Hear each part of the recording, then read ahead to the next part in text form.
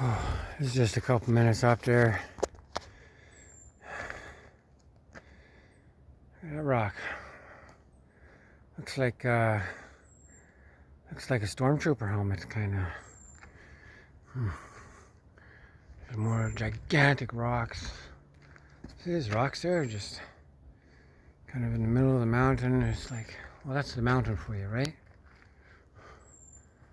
Those rocks are like, that rock is just so huge. There's somebody up there with their dog. Oh, that's a guy.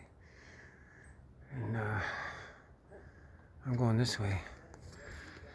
But a little forest hiking wisdom. Like if you were gonna go hiking for a couple of days through the woods, and some wisdom would be stay cool. Like maybe go 100 meters at a time and stop.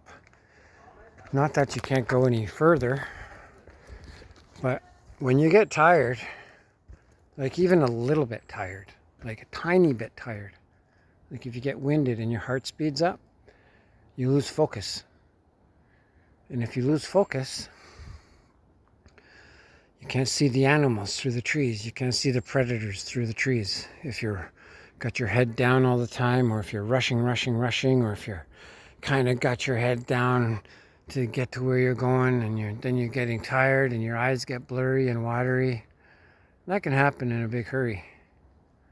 So what you do is you stop. And that's why animals, they don't, you don't see them running through the forest and running through the woods. They're walking and they're at home. You basically, if you're going to be out here for a couple days at a time, or even a month at a time, you're going to need to calm down. Like, just calm down and be happy with, like, this is your neighborhood. Just what you can see here, live here, like for an hour, and you just move through the forest slowly and aware. You just take your time and be aware of your surroundings. That's why cats don't run around, and deers don't run around, and bears aren't running around. It's because they're not tiring themselves out. They tire themselves out if they have to. See, like, I'll give you an example. I went from there, that rock there, to here, and I could go all the way up this hill and not stop, but not perfectly aware, which is what you need to be. You need to be perfectly aware. If you're out here, like this is a people trail, and there's bear sightings, but I'm talking about if you're going to be out here for a couple of days and you're blazing a trail, you chill out and you make yourself at home. The water is way down there. That's where the water is.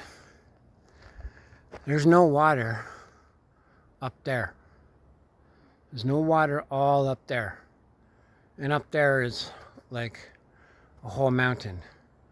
Your water is always in the valleys. And if you're walking under a glacier, you'll catch some water coming down, down through somewhere, but not a lot. The water is usually in a valley. And that's where the water goes. And you'll see some springs here and there, but if you're out here for a month or so or a week, you can't count on finding a spring. You'll die. So if you want to get somewhere, you can't go straight there. If I wanted to go 100 miles that way, I can't just walk that way. I have to stop. I have to hunt and forage for food or a rabbit or something. It takes time. I have to go down there for water. It takes time. I have to find a safe place to sleep. It takes time. I have to not tire myself out and take my time. It takes time. So you can't just walk 100 miles in one direction and say, oh, I could do that in you know, a couple of days. No, you can't do 100 miles in a couple of days in this terrain and forage for food and water. You'd actually be hanging around the valley and you're walking through the water or, you know, beside the water. But then you've got to contend with predators because that's the water source. So you got to not tire yourself out and stay aware. It's a real trade to be out here for, you know, for a while. Right now I'm on the People Trail and people love it. I can climb this mountain in about an hour, but today I'm going to take a couple hours because I want to look around. But that's a 5-minute video. I was just over there. You know, something else is interesting is like, you see these trees? All the trees are like gigantic dandelions. They're like, they got these big poles, no flowers on them, except the top.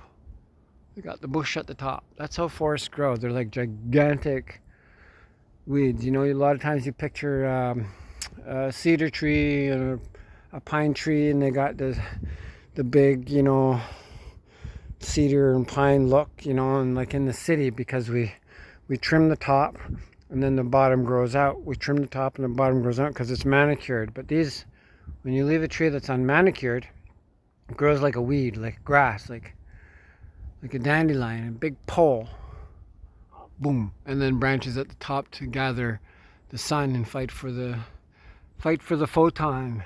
It's the photon wars at the top of the trees. So, but I gotta go get to the top of this mountain. Peace. Get a picture of me. Peace. Good old gray hair. I'm the old man climbing the mountain.